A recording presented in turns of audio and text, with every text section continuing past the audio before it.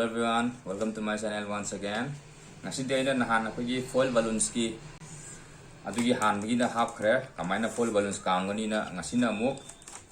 foil balloons ya koina kaamadi yakre du deflect tawbusi kamaina tawgani kamaina nusise thadokani asigi ne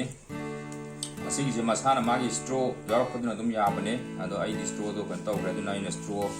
ama thire do straw do na kitang changba wargadi yam nungai ba hemani koina nusise koina thadokpa matamda ꯑꯗꯒꯤ ꯉꯁꯤ ꯁꯨꯃꯥꯏꯅ ꯑꯩꯈꯣꯏꯒꯤ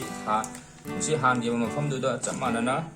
ꯁ꯭ꯇ꯭ꯔꯣꯁꯦ ꯑꯃꯨꯛ ꯍꯥꯞꯀꯗꯕꯅꯤ ꯑꯗꯨꯒꯤ ꯆꯞ ꯃꯥꯟꯅꯕ ꯃꯥꯒꯤ ꯃꯐꯝꯗꯨꯗ ꯍꯥꯞꯄꯒ ꯑꯩꯁꯦ ꯍꯥꯞꯆꯜꯂꯒꯦ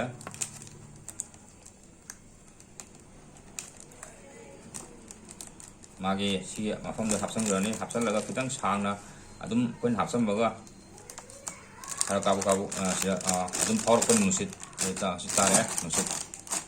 ꯁꯨꯃꯥꯏꯅ ꯇꯧꯔꯒ ꯅꯨꯡꯁꯤꯠꯇꯨ ꯑꯗꯨꯝ ꯁꯤꯗ ꯑꯗꯨꯝ ꯀꯥꯝꯊꯣꯛꯄ ꯌꯥꯕꯅꯤ ꯃꯈꯣꯟꯁꯦ ꯁꯨꯃꯥꯏꯅ ꯇꯧꯔꯒ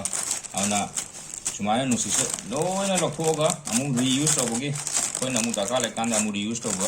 ꯌꯥꯅꯕ ꯇꯞ ꯇꯞꯅ ꯅꯨꯡꯁꯤꯠꯁꯦ ꯁꯨꯃꯥꯏꯅ ꯇꯞꯅ ꯂꯧꯊꯣꯛꯄ ꯌꯥꯔꯅꯤ ꯂꯣꯏ ꯂꯧꯊꯣꯛꯀꯗꯕꯅꯤ ꯑꯗꯨꯅ ꯑꯩꯈꯣꯏꯅ ꯐꯣꯜ ꯇꯧꯕꯗ ꯌꯥꯔꯒ ꯐꯖꯅ ꯊꯝꯕꯤꯅꯕ ꯅꯨꯡꯁꯤꯠ ꯌꯥꯎꯔꯒꯗꯤ ꯐꯣꯜ ꯇꯧꯕꯗꯣ ꯅꯨꯡꯉꯥꯏꯇꯦ ꯁꯨꯃꯥꯏꯅ ꯇꯧꯔꯒ ꯇꯞ ꯇꯞ ꯂꯧꯊꯣꯛꯀꯗꯕꯅꯤ ꯁꯨꯃꯥꯏꯅ ꯇꯧꯔꯒ ꯌꯥꯔꯦ ꯁꯤ ꯂꯣꯏꯔꯦ ꯁꯤ ꯑꯩꯈꯣꯏꯅ ꯅꯨꯡꯁꯤꯠ ꯄꯨꯔꯥ ꯊꯥꯗꯣꯛꯈ꯭ꯔꯕꯅꯦ ꯂꯣꯏꯅ ꯂꯣꯏꯔꯦ